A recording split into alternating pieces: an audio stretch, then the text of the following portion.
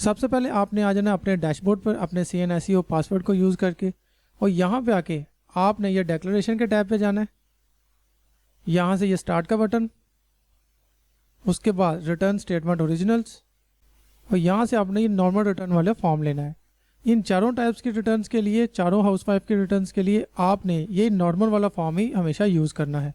अस्सलामुअलैकुम and welcome to another video. एक housewife भी टैक्स फाइलर बन सकती है बिल्कुल इसी तरह से जैसे बाकी लोग बनते हैं। अब एक बात जाननी आपके लिए बहुत जरूरी है, जो यहाँ बहुत से लोगों को नहीं पता और कंफ्यूजन में वो गलत इस्तेमाल कर बैठते हैं। लोगों को ये कंफ्यूजन रहती है इस लफ्ज हाउसवाइफ के बारे में, बिकॉज उनको पता ही नहीं है कि हाउसवाइफ का एक्चुअली मतलब क्या होता है, और बिना मतलब जाने वो किसी को भी हाउसवाइफ डिक्लेयर कर देते हैं। हाउसवाइफ उस औरत को कहते हैं जिसका बुनियादी पेशा अपने खानदान की देखभाल करना है, घरेलू मामलात को संभालना है और घर का काम करना है, जबकि उसका शोहर या कोई रिश्तेदार काम पर जाता हो या सादे अल्फाज में कमा कर लाता हो या भेजता हो।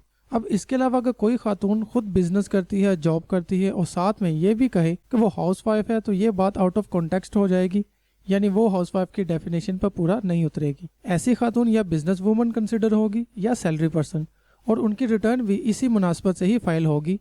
ऐसा नहीं कि वो मैरिड हैं तो हाउसवाइफ कंसिडर होंगी। यहाँ पर हाउसवाइफ की टैक्स रिटर्न की टर्म्स एंड कंडीशंस भी कुछ डिफरेंट होती हैं। इसकी वजह यह है कि हाउसवाइफ की 4 किस्में होती हैं जिनको इनकम टैक्स रिटर्न फाइल करना चाहिए। नंबर 1, वो हाउसवाइफ जिसके अपने नाम पर कोई एसेट या कोई इनकम नहीं होती, बल्कि वो अपने हस्बैंड के एसेट से इनकम हासिल करती है, मिसाल के तौर पर रेंट फ्रॉम कमर्शियल और रेजिडेंशियल प्रॉपर्टीज। दूसरी, वो हाउसवाइफ जिसके नाम पर कोई 1000 सीसी की गाड़ी हो या 5000 स्क्वायर यार्ड की लैंड हो, प्लॉट हो, या 2000 स्क्वायर फीट का घर हो या फ्लैट हो।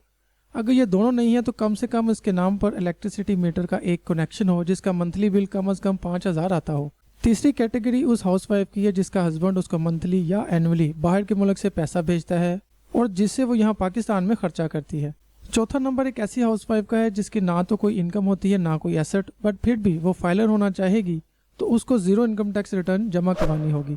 और इन चारों हाउसवाइफ के टैक्स रिटर्न के बारे में आप आज इसी वीडियो में जानोगे। एक बार लाजमी याद रखिएगा कि ये चारों टाइप्स मैंने खुद बनाई हैं आप लोगों की कन्वीनियंस के लिए, ताकि आपको समझाने में आसानी रहे।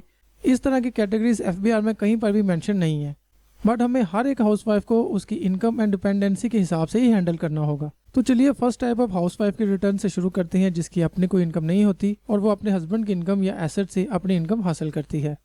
सबसे पहले आपने आ जाना अपने डैशबोर्ड पर अपने CNSEO पासवर्ड को यूज़ करके, और यहाँ पे आके आपने ये डिक्लेरेशन के टैब पे जाना है।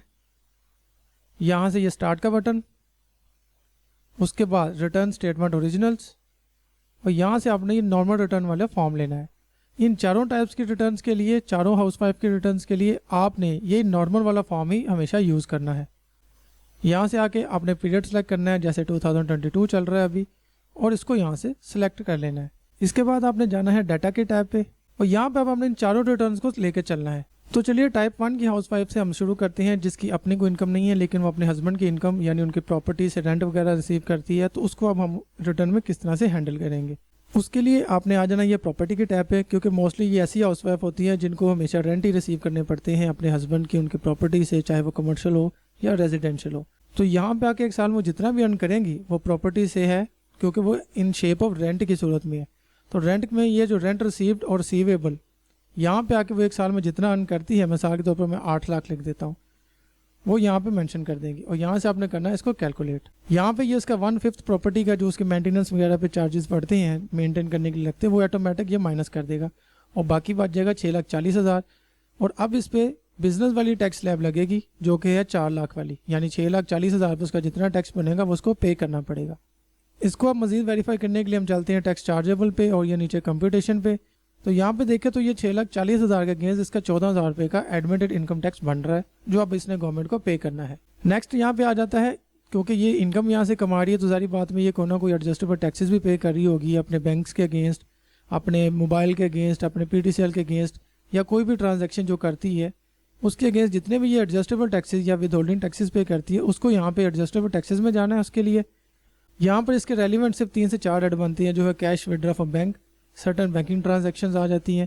उसके बाद इसका टेलीफोन या सेलफोन पे जो इसका एडजस्टेबल या विद होल्डिंग टैक्सेस एक साल में पे करती है उसको यहाँ पे इसने मेंशन करना है।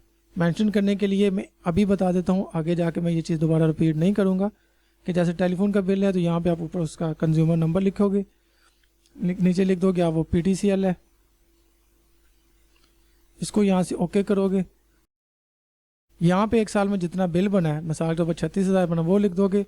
और ये यहाँ पे इस पर कितना टैक्स कटा है, ये ऑलमोस्ट 11-11.5% के करीब बनता है। लेकिन आप कैलकुलेट कर लें, आपका जो एनुअल बिल होगा उस पर निकाल लें, या PTCL की वेबसाइट पर जाके आप किस तरह से बिल निकाल सकते हैं, इसके लिए मैंने एक वीडियो बनाई हुई है। यहाँ पे ऊपर राइट साइड पे लिंक आ रहा होगा, आप वो देख लें। उसमें आपको पता चल जाएगा कि आप एनुअल टैक्स स्टेटमेंट किस तरह से लेते हैं और उसको आप यहाँ पे किस तरह से मेंशन करोगे। इस तरह से आपने इसको यहाँ पे मेंशन कर देना है, वापस जाना है ऊपर से और यहाँ से इसको कैलकुलेट करना है। ये ज़रूरी नहीं कि आपको रेलिवेंट सिर्फ 4 रेडी हो सकती है, मजीद जैसे जैसे जो भी आपकी कैटेगरी होगी, यहाँ पे किसी भी चीज़ के अगेंस्ट अगर आपने टैक्स पे किया हुआ है तो उसको यहाँ पे आप क्लेम कर सकते हो। अब क्या होगा कि ये जो 4500 है, ये आपके जो कंप्यूटेशन पे जब जाएंगे तो यहाँ पे ये आपके 14,000 में से माइनस हो जाएगा और बाकी आपको 9500 रुपये जो आप टैक्स पे करना पड़ेगा। ये इनकम टैक्स रिटर्न है उस वाइफ के लिए जो अपने खावंद पर डिपेंडेंट है, उसकी एसेट से या उसकी इनकम से अपनी इनकम जनरेट करती है। वेल्थ स्टेटमेंट इसके बाद इसने फाइल करनी है, जिसका पैटर्न बिल्कुल सेम है। जैसे उसने एक साल में 6,40,000 का बिजनेस किया है जिसके अगेंस्ट उसको टैक्स पड़ा, तो यहाँ वो 6,40,000 मेंशन करेगी नॉर्मल टैक्स के अगेंस्ट। बाकी सारी चीज़ें, पर्सनल एक्सपेंसेस, पर्सनल एसेट, वो सेम वैसे ही करेगी जैसे मैं अपनी हर वीडियो में बताता हूँ।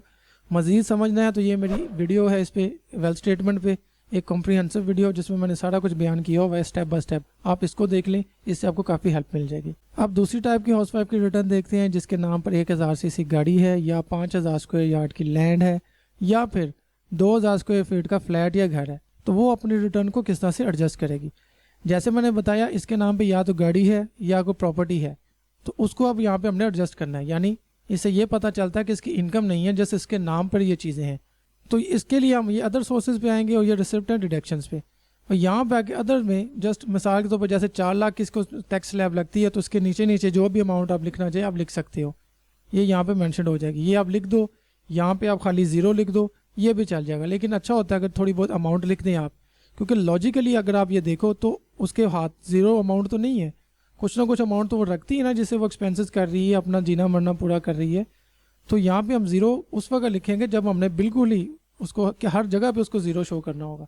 लेकिन अगर जब हम उसको 0 नहीं शो कर रहे, उसके नाम पे कुछ ना कुछ है, तो अच्छा है कि आप यहाँ पे भी थोड़ी बहुत अमाउंट लिख दें, लेकिन वो टैक्सेबल अमाउंट के अंदर अंदर रहे।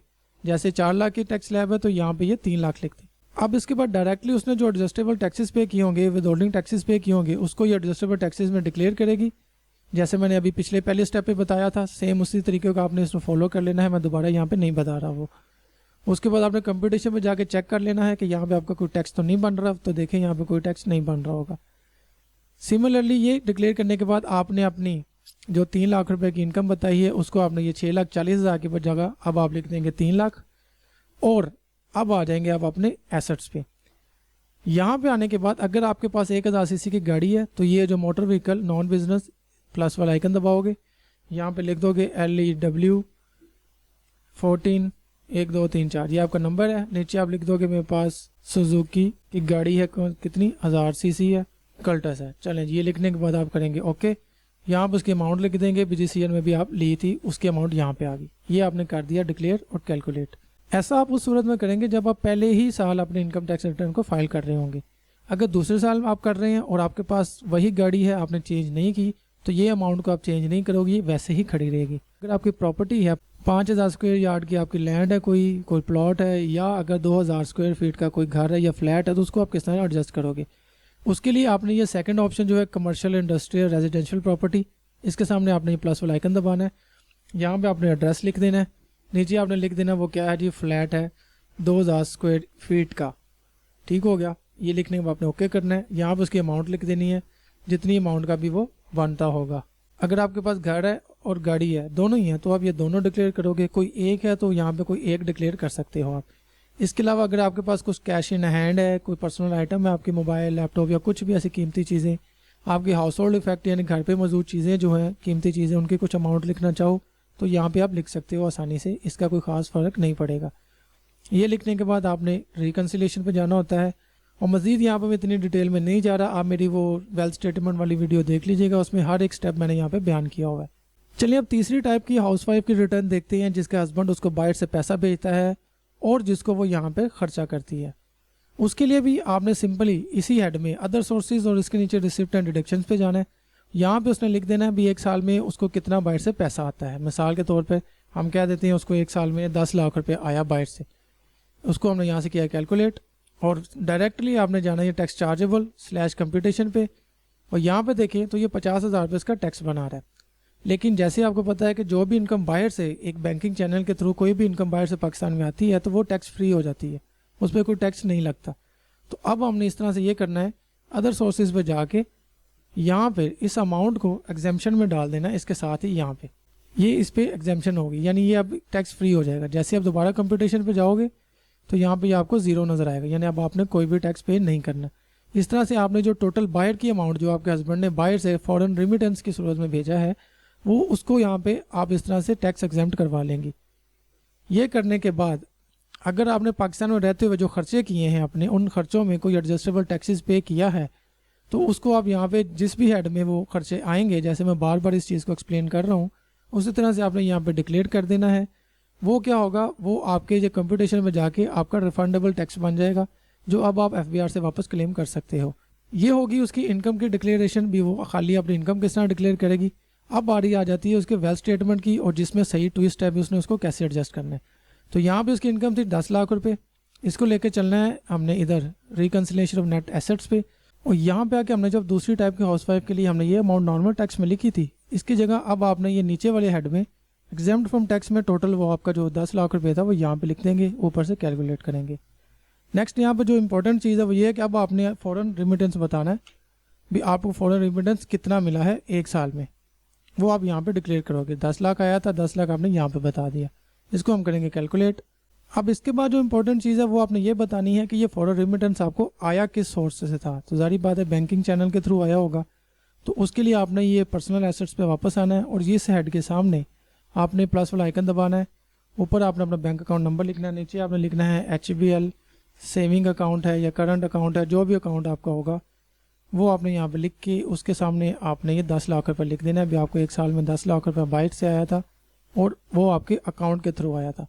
तो ये बताने के बाद अब आपने इसको टोटली रिकनसाइल करना होता है, यानी इसकी जमा नफ़ी करके इसको बैलेंस करना होता है ताकि ये रिकनसाइल अमाउंट के सामने ज़ीरो शो हो जाए। तो मेरी वो वेल्थ स्टेटमेंट वाली वीडियो देखिएगा लाजमी, उसमें आपको हेल्प मिल जाएगी। चलिए अब चौथी टाइप की हाउसवाइफ की रिटर्न फाइलिंग देखते हैं जिसकी कोई सोर्स ऑफ इनकम नहीं है, कोई एसेट नहीं है। उसके लिए आपने ये करना होता है, इस टाइप की रिटर्न को हम कहते हैं ज़ीरो इनकम टैक्स रिटर्न, यानी आपने सैलरी के सेक्शन में या बिजनेस के सेक्शन में ज़ीरो अमाउंट लिखनी होती है। मोस्टली हम लोग सैलरी में ज़ीरो लिख देते हैं क्योंकि इसका कोई सोर्स तो होता नहीं, तो कहीं पर भी इसको डिक्लेयर किया जा सकता है। यहाँ पर आपने ज़ीरो लिख देना है, उसके बाद सीधा जाना है अपने वेल्थ स्टेटमेंट में। यहाँ पर्सनल एक्सपेंसेस में अगर आप कुछ थोड़ा बहुत साल में एक्सपेंस करते हो तो वो लिख सकते हो, 50,000 1 लाख जितना भी चाहो लिखना चाहो यहाँ पे लिख सकते हो। इसी तरह से पर्सनल एसेट्स में कुछ पैसे पड़े हैं पास आपके तो आप यहाँ पे लिख देंगे, पर्सनल आइटम को ये यहाँ पे लिख देंगे। शादी में अगर आपको कुछ मिला था गोल्ड वगैरह या कुछ तरह कोई चीज़ें मिली तो उसको यहाँ पे डिक्लेयर कर दोगे। और उसके बाद नेट रिकन्सिलेशन में आप जाओगे, यहाँ पे जाके आपने ये जो है income declare as per return for the year subject normal tax, यहाँ पे भी आपने ज़ीरो लिख देना है, इसको यहाँ से कैलकुलेट कर देना है। और इस तरह से अब आपने अपने एक्सपेंसेस, पर्सनल एसेट्स और रिकन्सिलेशन को यहाँ पे ज़ीरो शो करना होता है ताकि आपकी जो ये स्टेटमेंट है ये बैलेंस हो जाए। इस तरह से zero income tax return declare की जाती है फोर्थ टाइप ऑफ हाउसवाइफ के लिए जिसकी कोई सोर्स ऑफ इनकम नहीं है, कोई उसका एसेट नहीं है, लेकिन उसको कोई वजह है जिसकी वजह से उसने फाइलर होना है। देन उसको ये ज़रूरत है कि वो उसको ज़ीरो के साथ फाइल कर दे। मैं हमेशा यही कहता होता हूँ कि अगर आपकी इनकम नहीं है, आपकी कोई टैक्सेबल इनकम नहीं है खास करके, तो फिर आपको यहाँ पे रजिस्टर्ड होने की ज़रूरत नहीं होती। आप ना हुआ करें रजिस्टर्ड, क्योंकि रजिस्टर्ड होने के बाद आपको हर साल एक लाइबिलिटी बन जाती है भी आपने टैक्स रिटर्न सबमिट करनी ही करनी है, और अगर आप भूल जाओगे तो सारी बात पेनल्टी भी पड़ेगी। सो अगर आपकी टैक्सेबल इनकम है या फिर बहुत ज़्यादा आपको ज़रूरत पड़ गई है फाइलर बनने की, देन आप इस तरह से zero income tax return declare कर सकते हो। तो दोस्तों ये थी चारों type of income tax return for हाउसवाइफ्स। तो आई होप कि अब आपको समझ लग गई होगी कि हाउसवाइफ किसको कहते हैं, किसको नहीं कहते, किस टाइप की हाउसवाइफ की रिटर्न किस तरह से फाइल होगी। और अगर हाउसवाइफ जो है वो बिज़नेस करती है या सैलरी पर्सन है तो वो हाउसवाइफ में कंसिडर नहीं होगी, उसका अपना एक सैलरी पर्सन या बिजनेस पर्सन की तरह ही उसकी रिटर्न फाइल होगी। उस पर टैक्स स्लैब भी वही लगेगी उसके रेलिवेंट, चाहे सैलरी वाली हो या बिजनेस वाली हो। तो ये थी एक कंप्लीट वीडियो, आई होप कि अब आपको समझ आ गई होगी। तो मैं मिलता हूँ आपसे अगली वीडियो के साथ, तब तक के लिए अल्लाह हाफिज़।